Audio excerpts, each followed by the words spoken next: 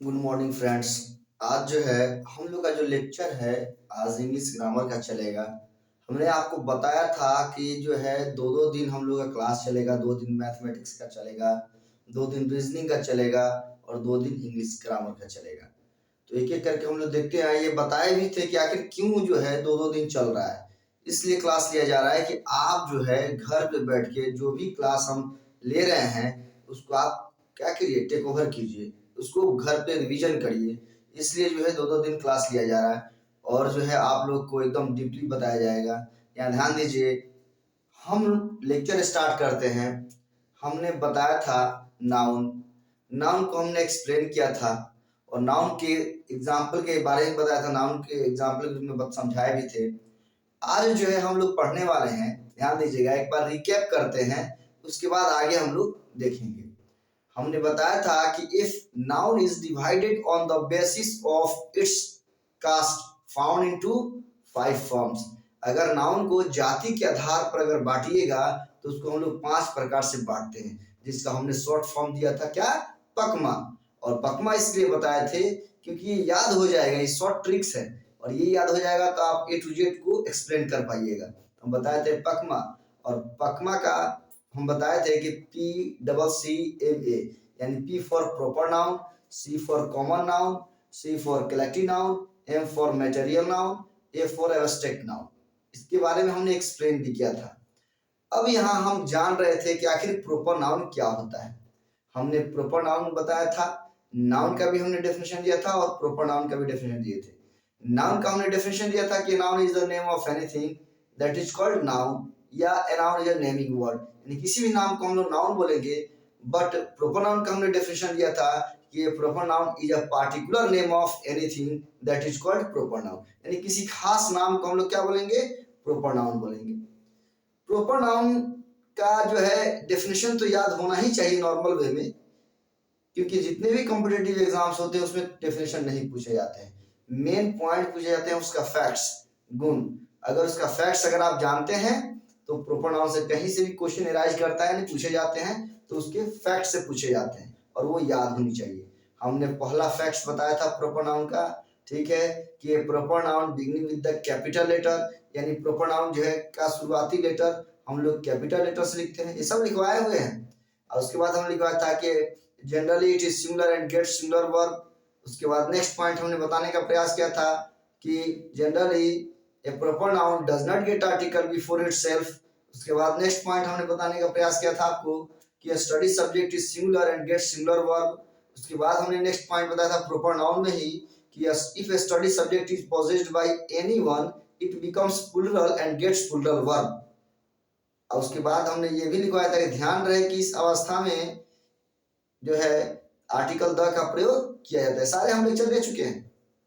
उसके बाद इसमें एक और भी हमने पॉइंट बताने का प्रयास किया था कि if a proper noun denotes a team it becomes plural and gets plural verb. अगर प्रॉपर नाउन टीम को डिनोट करता है तो उसके पहले आर्टिकल तो प्लूरल होता है और वर्ब भी प्लूरल लेता है, लेकिन उसके पहले आर्टिकल द का प्रयोग किया जाता है। ये सारे लेक्चर हमने ले चुका है।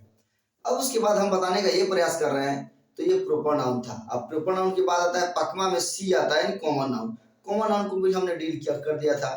कॉमन नाउन के बारे में उसका डेफिनेशन हमने बताया था और उसका 3 फैक्ट्स होते हैं। तीनों फैक्ट्स को हमने बहुत मतलब अच्छे से बताने का प्रयास किया था। बताए थे कि common noun is free to be singular और प्लूरल, यानी कॉमन नाउन जो होते हैं वो फ्री होते हैं, सिंगुलर भी हो सकते हैं और प्लूरल भी हो सकते हैं। लेकिन कब सिंगुलर होगा कब प्लूरल होगा वो भी इसके पहले वाले लेक्चर में हमने बताया था कि ये कॉमन नाउन सिंगुलर, अगर कॉमन नाउन सिंगुलर नंबर होगा तो अपने पहले आर्टिकल का प्रयोग करेगा, अगर कॉमन नाउन प्लूरल नंबर होगा तो अपने पहले आर्टिकल का प्रयोग नहीं करेगा। ये 3 पॉइंट में हम बताने का प्रयास किया था। आज जो हम सीखने जा रहे हैं वो हमारा है कलेक्टिव नाउन। क्या है, कलेक्टिव नाउन, क्योंकि हमने बताया था PCCMA, तो पी हम लोग का कहानी खत्म हो चुका है, हम लोग पी पढ़ चुके हैं proper noun.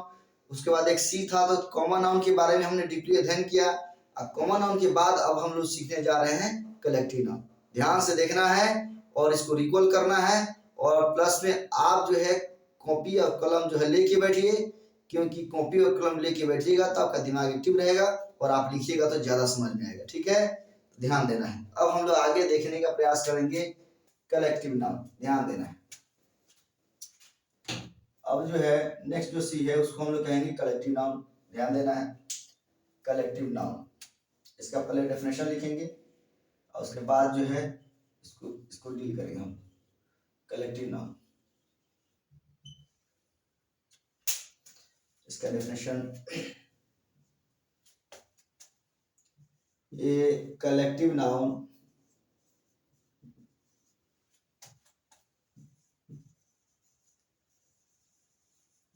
that is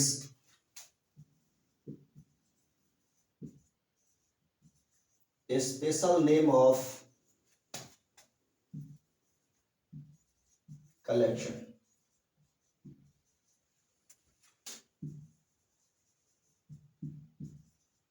That is called collective noun. जैसे एग्जाम्पल की फॉर्म में देखना है, एज फॉर एग्जाम्पल जूरी,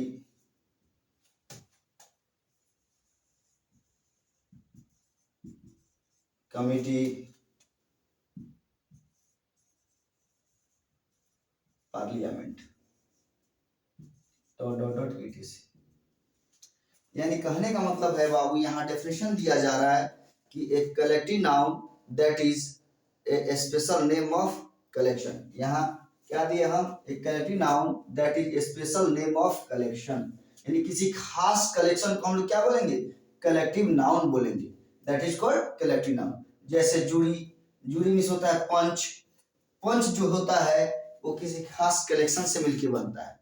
हमारे गांव में, आप लोग के गांव में या किसी भी गांव में पंच होते हैं। कोई भी अगर कोई झगड़ा या तकरार हो जाता है किसी फैमिली या सदस्य में, तो पंच को बुलाया जाता है। और पंच ओनली एक नहीं होते हैं, बहुत सारे सदस्य को मिलकर पंच बनाया जाता है।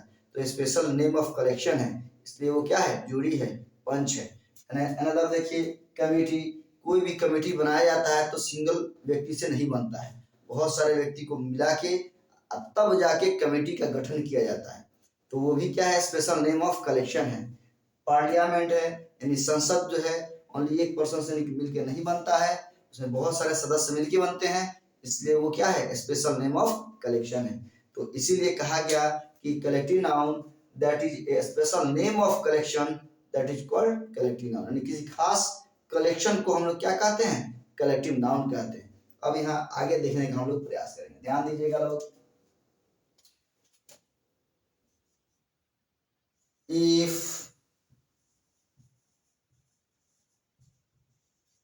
sorry एक कलेक्टिव नाउन यहाँ लिखना है, ध्यान देना है। एक collective noun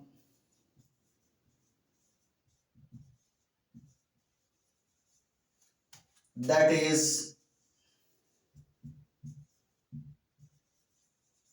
also a part of noun is divided on the basis of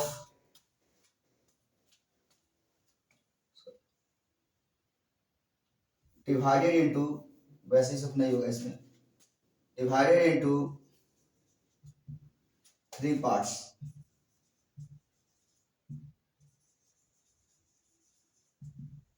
ध्यान दीजिए, कह रहा है कि एक collective noun that is also a part of noun is divided into 3 parts.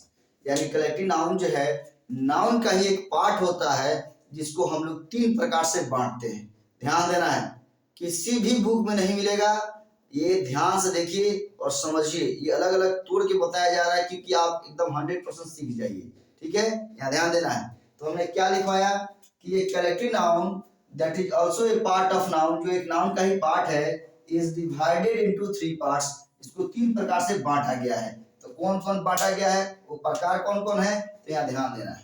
पहला जो है, ध्यान देना है बाबू, पहला जो है इसको हम लोग कहते हैं generalising collective noun. Generalising collective noun. दूसरा जो है ग्रुप कलेक्टिव नाउन, और तीसरा जो है इसको हम लोग कहते हैं डिस्ट्रीब्यूटिव कलेक्टिव नाउन।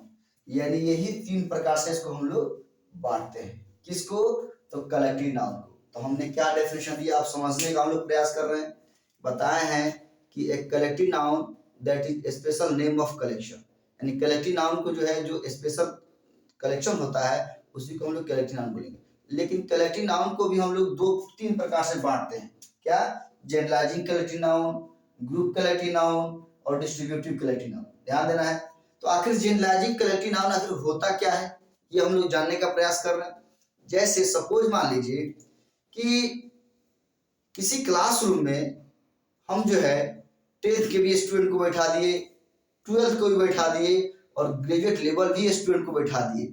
यानी 10th, 12th और ग्रेजुएट लेवल स्टूडेंट को अगर एक क्लासरूम में बैठा दिए तो सभी से मिलके बना, और अलग अलग क्लास के बच्चे हैं तो वो हुआ हमारा जनरलाइजिंग कलेक्टिव नाउन, यानी different different kinds of member से मिलके बना है। ग्रुप कलेक्टिव नाउन की बात करें तो ये ग्रुप में होगा। जैसे अगर उस क्लासरूम में ग्रेजुएट लेवल स्टूडेंट को बैठाया जाए तो सिर्फ ग्रेजुएट लेवल ही स्टूडेंट हो, या 10th क्लास का अगर स्टूडेंट को बैठाया जाए तो ओनली 10th क्लास का ही स्टूडेंट हो, तो उसे ही हम लोग ग्रुप कलेक्टिव नाउन बोलेंगे। अनदर डिस्ट्रीब्यूटिव कलेक्टिव नाउन जो होता है, ये डिस्ट्रीब्यूटिव कलेक्टिव नाउन में होता क्या है, जैसे जूरी है तो इसमें या तो यूनानिमस होगा यानी एकमत विचार होगा, या डिफरेंट इन ओपिनियन होगा यानी अलग अलग विचार होगा। तो दो तरीका से होता है। तो हम लोग एक एक करके देखेंगे। सबसे पहले जो है हम लोग देखने का प्रयास कर रहे हैं कि आखिर जनरलाइजिंग कलेक्टिव नाउन होता क्या है। ठीक है, तो इसको स्क्रीनशॉट लीजिए या पॉज करके इसको उतारिए, यहाँ मिटाते हैं इसको, हम आगे हम डील करते हैं इसको।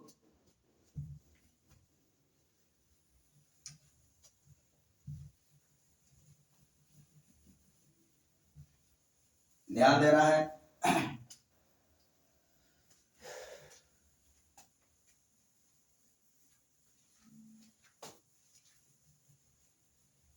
हम लोग को कलेक्टिव नाउन को अच्छे से पढ़ना है क्योंकि बहुत सारे एग्जाम में इससे क्वेश्चन पूछे जाते हैं, और मेन पॉइंट इसका डेफिनेशन नहीं है, इसका फैक्ट्स है। जो फैक्ट्स याद रखेगा वही क्वेश्चन को डील कर पाएगा एग्जामिनेशन हॉल में। डेफिनेशन तो पूछे नहीं जाते हैं, ऐसे डेफिनेशन जानना जरूरी है, ध्यान देना है। तो फर्स्ट नंबर में है, ध्यान देना है, generalising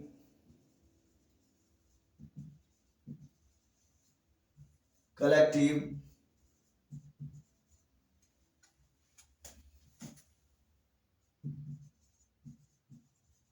noun.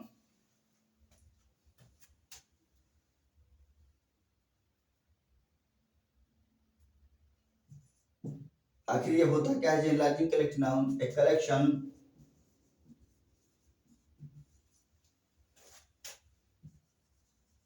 that is made of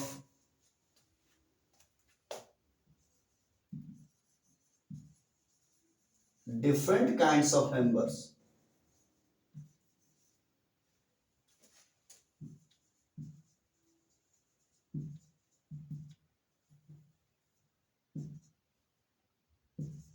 is called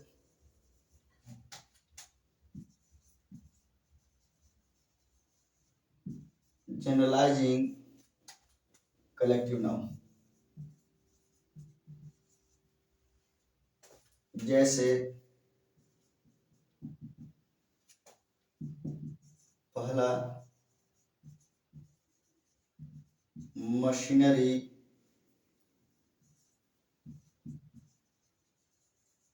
jewellery,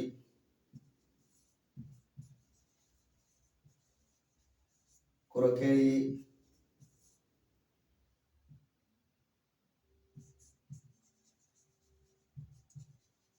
furniture, etc। अब हम समझने का प्रयास कर रहे हैं। यहाँ पे ये कह रहा है जनरलाइजिंग कलेक्टिव नाउन, कह रहा है कि एक collection that is made of different kinds of member, यानी वह कलेक्शन जो अलग अलग सदस्यों से मिलकर बनता है उसे ही हम लोग जनरलाइजिंग कलेक्टिव नाउन बोलते हैं। That is called generalising collective noun. जैसे मशीनरी, यानी इसका हिंदी होता है यंत्र। कोई भी यंत्र हो तो अलग अलग पार्ट्स ऑफ बॉडी से मिलकर बनता है। जैसे मान लीजिए वॉच यानी घड़ी, घड़ी में different different parts, different different members से मिलकर बनेगा, डिफरेंट डिफरेंट पार्ट्स ऑफ मिलकर बनेगा और एक घड़ी का निर्माण होगा, एक यंत्र का निर्माण होगा। तो अलग अलग पार्ट्स ऑफ बॉडी से मिलकर बनेगा, तो उसे ही हम लोग जनरलाइजिंग कलेक्टिव नाउन बोलेंगे। जैसे ज्वेलरी, अगर ज्वेलरी के दुकान पे हम लोग जाएंगे तो अलग अलग जो है कान में का, गर्दन में का, यानी अलग अलग जगह का, सब जगह का जो है हम लोग का ज्वेलरी मिलता है। तो अलग अलग को एक साथ जब मिला देंगे तो वही हमारा होगा जनरलाइजिंग कलेक्टिव नाउन। जैसे यहाँ क्रोकरी है यानी बर्तन की संग्रह, तो जहाँ बर्तन का दुकान होता है वहाँ अलग अलग जो है बर्तन की संग्रह को मिला के एक किचन रूम तैयार होता है और तब जाके उसमें खाना हम लोग को बनाते हैं। तो different different kinds of member से मिलकर बना, तो उसे ही हम लोग जनरलाइजिंग कलेक्टिव नाउन बोलेंगे। यानी इसीलिए इसका डेफिनेशन दिया गया, चाहे फर्नीचर हो तो अलग अलग जो है पार्ट्स ऑफ बॉडी से मिलकर बनेगा। ये फर्नीचर में बहुत सारे चीज आते हैं, different different kinds of member होंगे, तो different different kinds of member होंगे तो उसे ही हम लोग क्या बोलेंगे, जनरलाइजिंग कलेक्टिव नाउन बोलेंगे। कोई दिक्कत? अब यहाँ ध्यान दीजिएगा, तो different different kinds of member से मिलकर बनेगा तो आखिर उसका फैक्ट्स क्या होता है ये याद रखना बहुत जरूरी है, क्योंकि फैक्ट्स पूछे जाते हैं और उसके एग्जाम्पल को जरूर याद रखिएगा। तो यहाँ ध्यान देना है, इसका फैक्ट्स हम लिखवा रहे हैं। फैक्ट्स नंबर पहला ध्यान देना है, यानी गुण।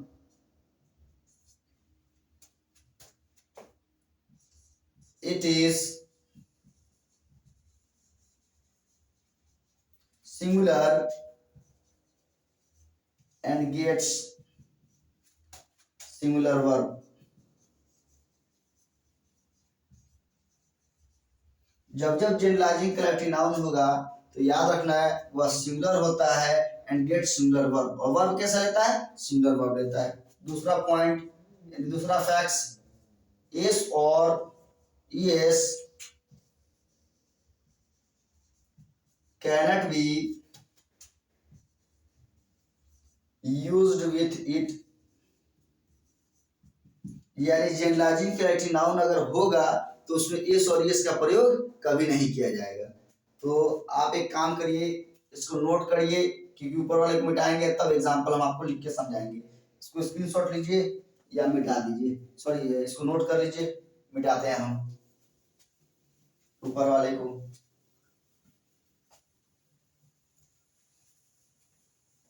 हमने फैक्ट्स लिखवाया, ये फैक्ट्स याद होने चाहिए, क्योंकि आपके एग्जाम में कोई भी सीरियल का एग्जाम हो या बैंक का एग्जाम जिसमें इंग्लिश ग्रामर पूछे जाते हैं उसमें से ज्यादा करके फैक्ट्स से पूछे जाते हैं। आपको फैक्ट्स याद होनी चाहिए और ये भी मालूम होना चाहिए कि कलेक्टिव नाउन कितने प्रकार के होते हैं और क्या क्या होते हैं। ध्यान देना है।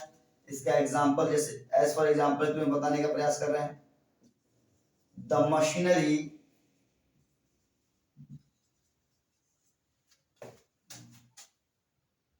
is very old, पहला।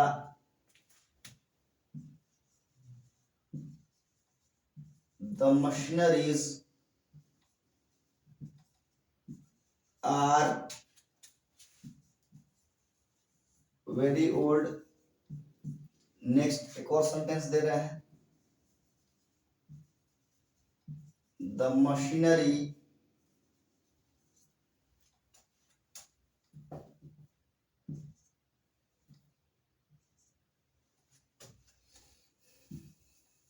are very old। देखिए यहाँ ये बोला जा रहा है कि जब जब जनरलाइजिंग कलेक्टिव नाउन होगा तो क्या होगा, ये इट इज सिमिलर, या सिमिलर होगा एंड गेट सिमिलर वर्ब, और वर्ब कैसे लेगा बाबू, सिमिलर लेगा। तो यहाँ ध्यान दीजिएगा, द मशीनरी है ये सिमिलर है, यानी इसका मतलब ये सही है अभी यहाँ तक, और वर्ब क्या लेगा, सिमिलर लेगा, और वर्ब भी क्या है, सिमिलर वर्ब है। इसका मतलब ये हमारा पूरा सेंटेंस क्या है, सही है। अगेन यहाँ ध्यान दीजिएगा, द मशीनरीज हो गया और हम अपने यहाँ हमने लिखवाया है इसमें एस और एस का प्रयोग नहीं किया जाता है, ये पहले ही रॉन्ग हो गया, यानी ये आपका गलत होगा। यानी फैक्ट्स को देख के हम लोग सेंटेंस को कैसे एरर कर सकते हैं, यानी गलत सही कर सकते हैं, ये सबसे इंपॉर्टेंट है, याद रखना फैक्ट इसका।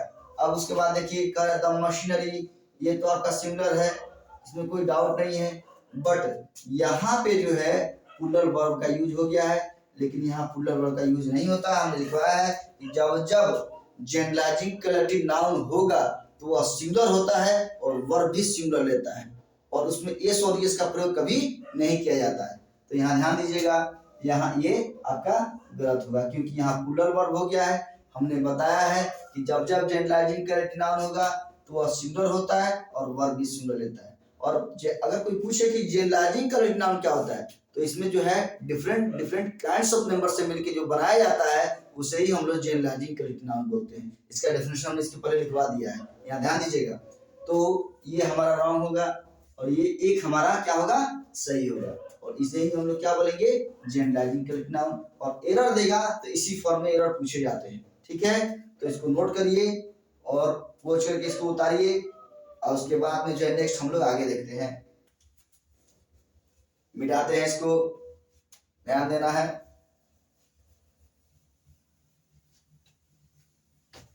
अब हम लोग पढ़ने जा रहे हैं इसी में सेकेंड नंबर, यानी ग्रुप कलेक्टिव नाउन। ये जनरलाइजिंग कलेक्टिव नाउन था, अब हम लोग पढ़ने जा रहे हैं ग्रुप कलेक्टिव नाउन।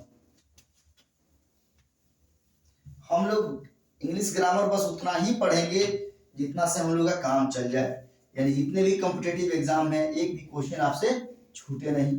हम लोग को विद्वान नहीं बनना है, और जब विद्वान बनना है तो विद्वान जीवन भर बनते रहिएगा, पहले आप जॉब ले लीजिए, ठीक है, यहाँ ध्यान देना है, बस उतना ही पढ़ना है। अब उसके बाद देखते हैं हम लोग टू द पॉइंट चलेंगे, और 2 नंबर में है हम लोग का group collective noun.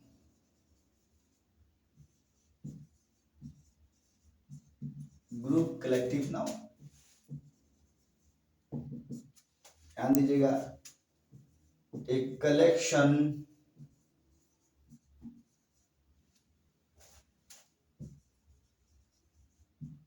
that is made of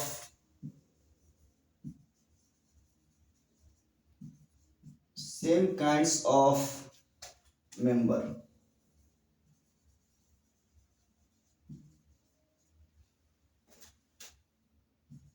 that is called group collective noun।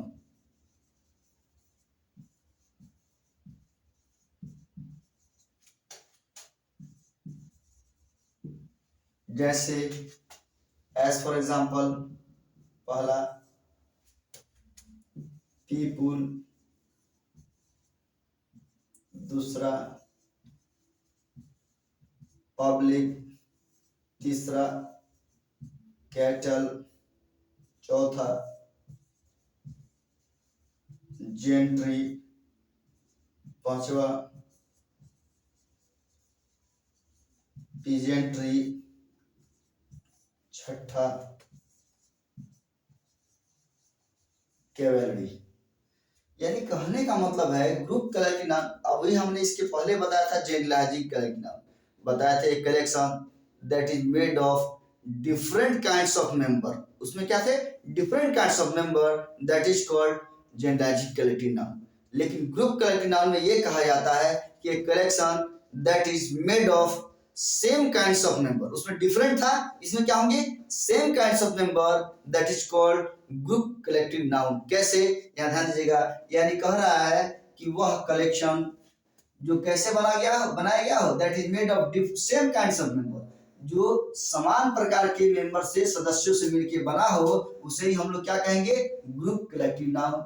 जैसे पीपुल, पीपुल मीन्स होता है लोग, लोग समान प्रकार के मेंबर से मिलकर बनते हैं, जिसको हम लोग क्या कहते हैं, लोग। अगर कहीं कहा जाए किसी चौराहे पे कि वहां लोग हैं, तो आप क्या सोचिएगा, यही सोचना है कि वहां लोग हैं, बहुत सारे लोग हैं, तो बहुत सारे मनुष्य को हम लोग क्या बोलते हैं, लोग। तो वो क्या होगा, सेम काइंड्स ऑफ मेंबर हमारा होगा।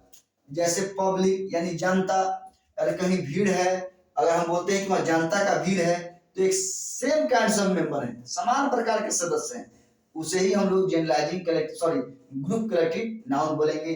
जैसे कैटल, मवेशी, मवेशी की अगर बात करें तो सेम काइंड ऑफ मेंबर से मिलके बनेंगे, उसे ही हम लोग क्या बोलेंगे, ग्रुप कलेक्टिव नाउन बोलेंगे, क्योंकि मवेशी ग्रुप में होते हैं। नेक्स्ट कह रहा है जेंट्री, जेंट्री यहाँ ध्यान दीजिए, जेंट्री यानी सभ्य समाज, हिंदी होता है क्या, सभ्य समाज। अगर हिंदी नहीं जानते हैं तो इसको लिख लेना है। और सभ्य समाज की अगर बात करेंगे तो किसी गांव में अगर सभ्य समाज है, इसका मतलब क्या हुआ कि सारे लोग सब हैं, सारे लोग सही आदमी हैं, सभ्य समाज है, जेंट्री हैं। तो जब ग्रुप में होंगे तो उसे ही हम लोग क्या कहेंगे, ग्रुप कलेक्टिव नाउन, क्योंकि सभ्य समाज कभी भी होता है तो ग्रुप में होता है, ध्यान दीजिए। उसके बाद पीजेंट्री, इसका हिंदी होता है कृषक समाज, कृषक समाज। और कृषक समाज की बात करें तो कृषक समाज कभी भी सिंगल वे में नहीं आएगा, हमेशा समूह में आएगा। कृषक समाज अगर कोई बोलेगा तो एक नहीं आएगा कृषक, कृषक लोग, बहुत सारे कृषक समाज के लोग आएंगे, वो ग्रुप में होंगे, इसीलिए उसको हम लोग बोलेंगे ग्रुप कलेक्टिव नाउन। अगेन ध्यान देना है, कैवेलरी, ध्यान देना है, कैवेलरी का मतलब होता है घुड़सवार लोग।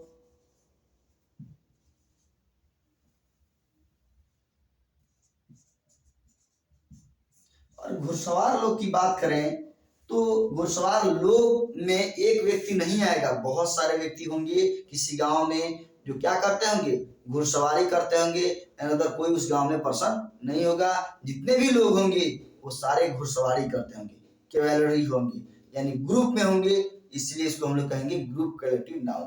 यानी सारे एग्जाम्पल हमने आपको बताया और हमने डेफिनेशन बताने का प्रयास किया कि a collection that is made of same kinds of member that is called group collective noun। अब ये तो रहा इसका डेफिनेशन और ये रहा इसका एग्जांपल, हम लोग समझे कि ये कभी भी आते हैं तो ग्रुप में आते हैं, लेकिन जनरलाइजिंग कलेक्टिव नाउन कभी भी आते हैं तो ग्रुप में नहीं आते हैं, उसमें सारे लोग आते हैं। जैसे जैसे अगर समझें छोटा सा एग्जांपल के रूप में, तो अगर किसी गांव में बहुत सारे पढ़े लिखे भी लोग हैं, अनपढ़ भी लोग हैं, एक मध्यम जो पढ़े लिखे लोग हैं वो भी हैं, तो सबको मिला दीजिएगा तो जनरलाइजिंग कलेक्टिव नाउन बन जाएगा। अगर सिंपल वे में समझे तो अगर किसी गांव में ग्रेजुएट लेवल स्टूडेंट हैं तो सब ग्रेजुएट लेवल ही लोग हैं उस गांव में, 10th पास हुए नहीं है, सारे ग्रेजुएट लेवल लोग हैं उस गांव में, तो ग्रुप में अगर रहेंगे तो उसको हम लोग बोलेंगे ग्रुप कलेक्टिव नाउन। लेकिन यहाँ ये देखना है कि आखिर ग्रुप कलेक्टिव नाउन होता है तो सिंगुलर होगा, प्लूरल होगा, क्या व्यवहार करता है, ये देखने का हम लोग प्रयास करेंगे। इसका फैक्ट्स सबसे इंपॉर्टेंट होता है, फैक्ट्स। ये आपको डेफिनेशन नहीं पूछेगा, आपसे पूछेगा फैक्ट्स, और फैक्ट्स पूछेगा एग्जाम्पल के रूप में पूछेगा, सेंटेंस बना के पूछेगा एरर छांटने के लिए। तो आपको आना चाहिए कि आखिर क्या होता है ये, इसको पॉज कीजिए, इसको नोट कीजिए या स्क्रीनशॉट लीजिए, इसको मिटाते हैं तब एग्जाम्पल समझाते हैं आपको। ऊपर में ध्यान देना है, मिटा रहे हैं, ध्यान देना है, हम ऊपर वाला सिर्फ मिटा रहे हैं तब जाके आपको एग्जाम्पल के रूप में समझाने का प्रयास कर रहे हैं, एकदम 100% क्लियर हो जाएगा। ठीक है, यहाँ ध्यान देना है। अगर आपको समझ में ना आए तो कमेंट सेक्शन में डालिए, अगेन किसी भी दिन जो है हम उसका एक डाउट सेशन ले लेंगे, उसमें क्लियर कर देंगे, यहाँ ध्यान देना है। तो एज फॉर एग्जाम्पल हम लोग देखते हैं the peasantry of this village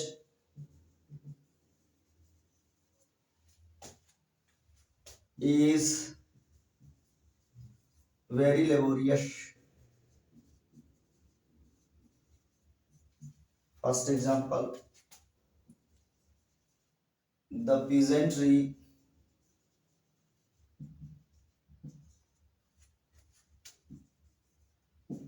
of this village, यहाँ देश लिखिए छोड़ गया, village are very laborious। एक और एग्जांपल लिखते हैं, the peasantry of this village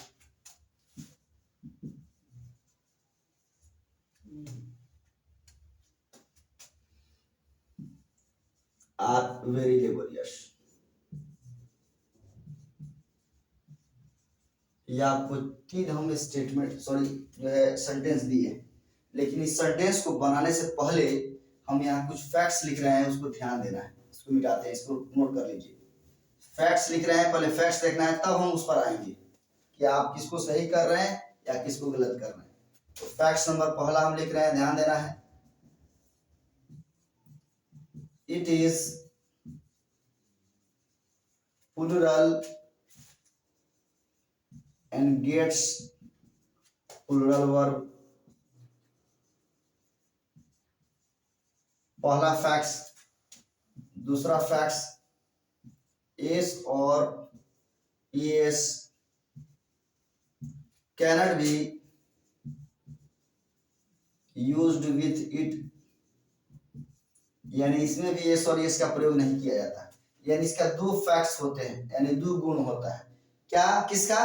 तो ग्रुप कलेक्टिव नाउन का। क्या? It is plural and gets plural verb. यह प्लूरल होते हैं और प्लूरल ही वर्ब लेते हैं।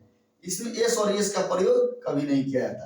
एस और S can be used with it, इसके साथ एस और एस का प्रयोग नहीं करते, हम लोग नहीं कर सकते। अब यहाँ ध्यान दीजिएगा, एक एक करके हम लोग देखते हैं सेंटेंस को कि आखिर कौन सेंटेंस हमारा सही होगा और कहाँ पे रॉन्ग है, ये भी देखने का प्रयास करेंगे। ध्यान दीजिएगा, कह रहा है द पीजेंट्री, ध्यान देना है, यहाँ बोला जा रहा है the peasantry of this village.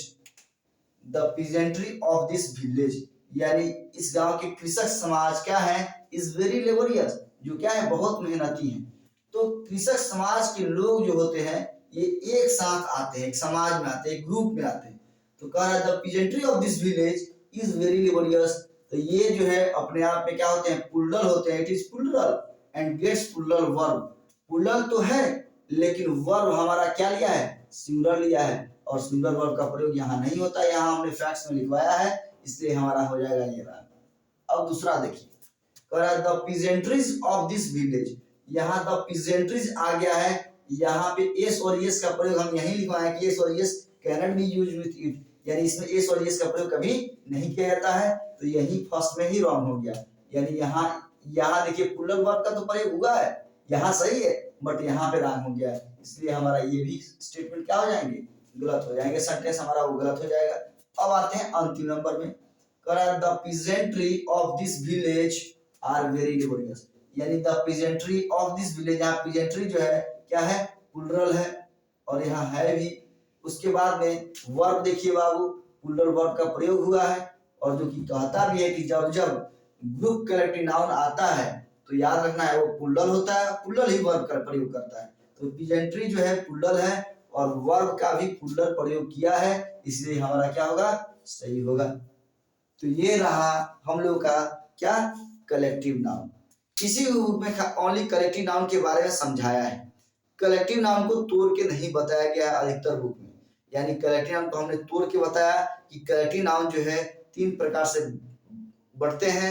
एक को हम लोग कहते हैं जनरलाइजिंग कलेक्टिव नाउन, और दूसरा को हम लोग कहते हैं ग्रुप कलेक्टिव नाउन, और थर्ड को हम लोग कहते हैं डिस्ट्रीब्यूटिव कलेक्टिव नाउन।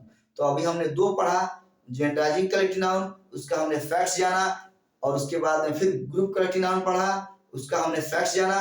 और फैक्ट्स ही याद रखिए, क्योंकि एग्जामिनेशन हॉल में फैक्ट्स से ही क्वेश्चन पूछे जाते हैं, और अगर आप याद रखिएगा तो आपको कोई परेशानी नहीं होगा।